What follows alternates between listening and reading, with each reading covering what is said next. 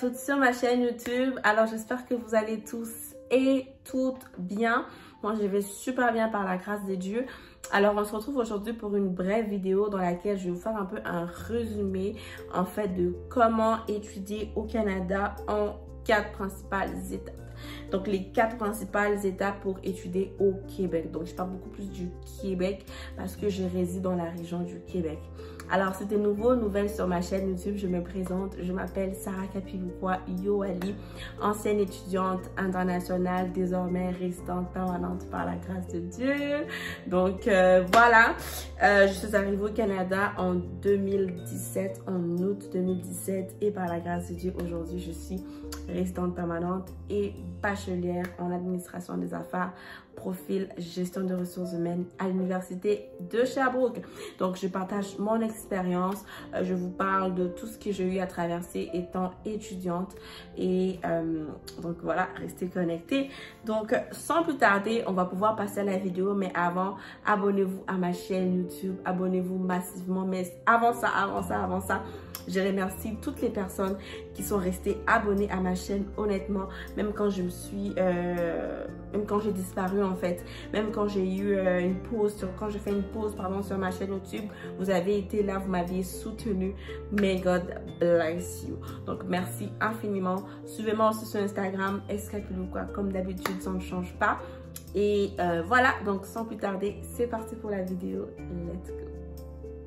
Alors, donc, je vais lire parce que j'ai trouvé un article super intéressant sur Internet qui parle un peu de 4 principales étapes pour venir étudier au Québec. Donc, vous voulez rejoindre des centaines, des milliers d'étudiants internationaux qui ont fait du Canada leur destination d'études. Je suis ravie de pouvoir vous présenter en fait les 4 principales étapes qui font que vous pouvez venir étudier au Canada. Dans le fond, les 4 principales étapes, les étapes phares, comme on dit. En résumé, j'ai eu à faire des vidéos sur le permis d'études, j'ai eu à faire des vidéos sur les CAQ, j'ai eu à faire des vidéos sur la demande d'admission, notamment à l'université de Sherbrooke, mais ça date d'il y a longtemps et je compte vous revenir avec des nouvelles vidéos sur le permis d'études, sur ce qui a changé, ainsi de suite. Donc restez connectés sur ma chaîne, mais je ne vous ai pas oublié pour la vidéo sur comment j'ai obtenu ma résidence permanente. La vidéo s'en vient également. Donc, on va poursuivre. La première étape à faire pour étudier au Québec, c'est d'abord de faire une demande d'admission. Ça, je vous l'ai toujours dit. Trouvez-vous une école. Donc, comment trouver une école? Donc, vous devez effectuer vos propres recherches pour trouver les écoles ou les programmes qui vous conviennent.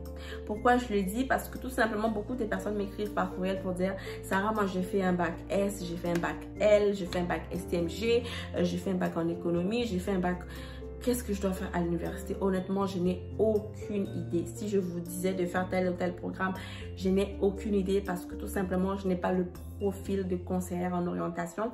Donc, ça me serait difficile en fait de vous expliquer sur quel programme vous orienter en fait. Donc, n'hésitez pas à faire vos propres recherches, mais aussi à vous renseigner sur les écoles avant de pouvoir faire la demande d'admission qui est la première étape. Ensuite de ça, donc je tiens quand même à rappeler ici que lorsque vous faites votre demande d'admission à l'école de votre choix, veillez à fournir des informations exactes et les documents demandés. Les documents varient d'une école à une autre, ne l'oubliez pas. Donc seul, je répète, seul votre établissement d'enseignement désigné que vous aviez choisi vous indiquera les documents dont vous aviez besoin et les prochaines étapes à suivre.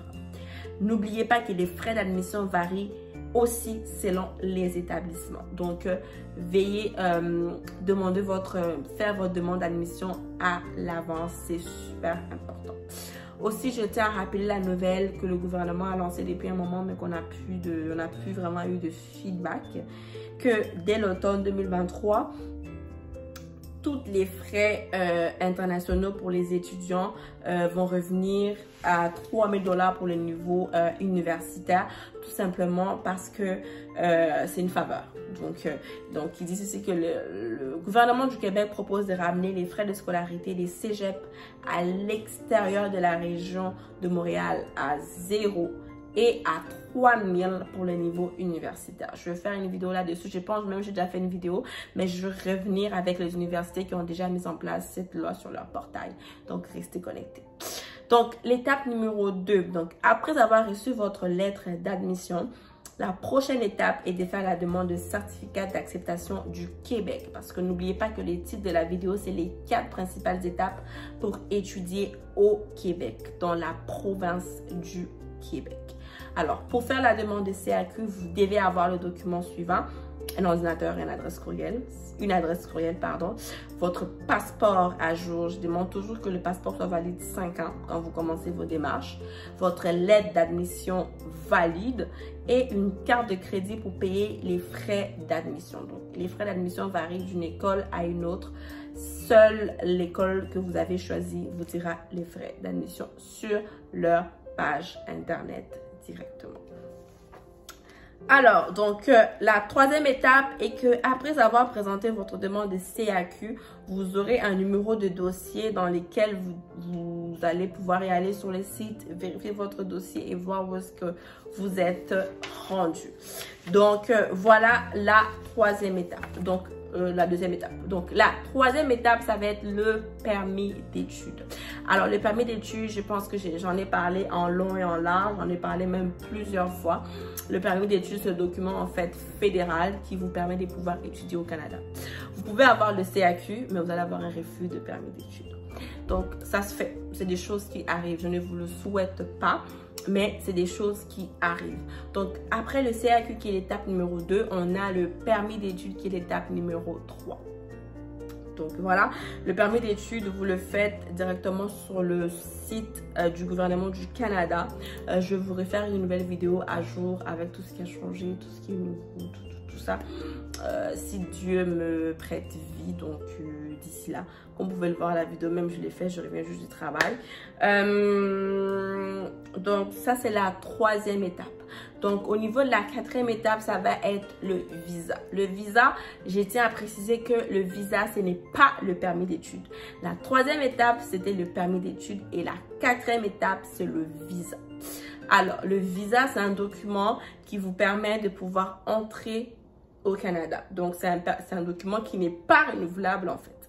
Une fois que vous l'avez eu, il faut vous rendre au Canada et vous n'avez pas besoin de le renouveler une fois avoir franchi les territoires canadiens. Donc, voilà, c'est les permis d'études que vous renouvelez. Le CAQ, vous le renouvelez, mais pas le visa. Donc, beaucoup de gens m'écrivent et ils confondent encore visa et permis d'études. Mais s'il vous plaît, ne confondez pas les deux. Le permis d'études, on fait la demande sur le portail du gouvernement canadien.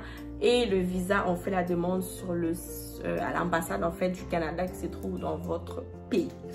Donc, voilà un peu les 4 principales étapes pour étudier au Québec. J'espère que la vidéo vous aura aidé, qu'elle vous aura permis en fait d'avoir certaines clarifications sur les étapes pour venir étudier au Québec. Puis, donc d'ici là, portez-vous bien et que le Seigneur Dieu vous bénisse abondamment. Bisous, bisous.